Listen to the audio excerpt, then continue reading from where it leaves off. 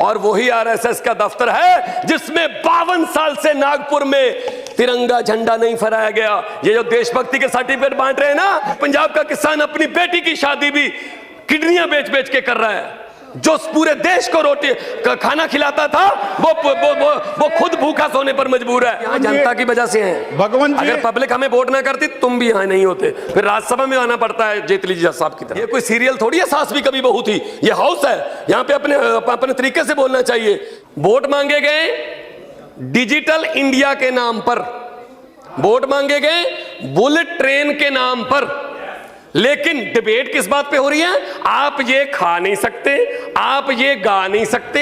ये गाय भैंस बकरी कहां से आ गई? क्या बोल रहे थे मोदी जी? एक सिर काटेंगे हम 15 लेके आएंगे। क्या हुआ? वो चाय पी रहे नवाज शरीफ के साथ। मैं आपके माध्यम से कुछ बातें जो हैं वो आपके माध्यम से मैं जनता के सामने लाना चाहता हूं, सदन के सामने भी लाऊंगा, क्योंकि जनता ने हमें यहाँ पे भेजा है सर।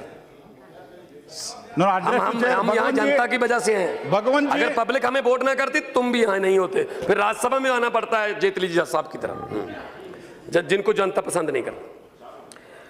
हो क्या रहा है? वोट मांगे गए डिजिटल इंडिया के नाम पर, वोट मांगे गए बुलेट ट्रेन के नाम पर, लेकिन डिबेट किस बात पे हो रही है? आप ये खा नहीं सकते, आप ये गा नहीं सकते, आप ये पहन नहीं सकते। ये गाय भैंस बकरी कहां से आ गई? एक तरफ तो डिजिटल इंडिया की बातें कर रहे हैं, दूसरी तरफ से हमें मेन्यू भी बीजेपी के ऑफिस से मिलेगा। क्या खाना है? गुलाम अली का गाना सुनना है या नहीं सुनना है? ये नफरत की राजनीति आ गई है। नफरत की राजनीति कैसे आ गई है यहाँ पे? किसानों के लिए क्या किया? 1,14,000 करोड़ उद्योगपतियों का माफ कर दिया गया कि ये उद्योगपति हैं, ये पैसे नहीं दे सकते। किसानों के लिए क्या किया? मैं पंजाब से आता हूं। पंजाब में एक छत के नीचे 3-3, 4-4 विधवाएं रहती हैं। 2 बेटे मर गए जी, बाप मर गया, सुसाइड कर लिया। क्यों? फसल बर्बाद हो गई थी, कर्जा था। कितना कर्जा था? 80,000 रुपए। अरे किसानों के लिए तो कुछ सोचिए। स्वामीनाथन की रिपोर्ट कहां गई? स्वामीनाथन की रिपोर्ट प्रधानमंत्री जी ने कहा था इलेक्शन कैंपेन के, स्वामीनाथन की रिपोर्ट को लागू करेंगे। कहां गई वो? कुछ नहीं है। पंजाब का किसान, आपको ताज्जुब होगा कि पंजाब का किसान अपनी बेटी की शादी भी किडनियां बेच बेच के कर रहा है। जो पूरे देश को रोटी खाना खिलाता था वो खुद भूखा सोने पर मजबूर है। आपने कभी पता किया है? अपनी कंस्टिट्यूंसी में देखिए हरसिमरत जी, अपनी कंस्टिट्यूंसी में। Bhagwan ji, please address the chair. HRD minister जो है वो बड़े भाषण दे रही हैं, गुस्से में, इमोशन। ये कोई सीरियल थोड़ी है, सास भी कभी बहू थी। ये हाउस है, यहाँ पे अपने तरीके से बोलना चाहिए। इसका मतलब ये थोड़ी है कि आप जो भी बोल दोगे वो पास है, उसकी तारीफ हो रही है। वाह वाह वाह वाह वाह वाह, क्या हो रहा है ये?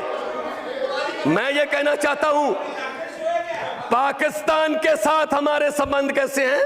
क्या बोल रहे थे मोदी जी? एक सिर काटेंगे हम 15 लेके आएंगे। क्या हुआ? वो चाय पी रहे नवाज शरीफ के साथ।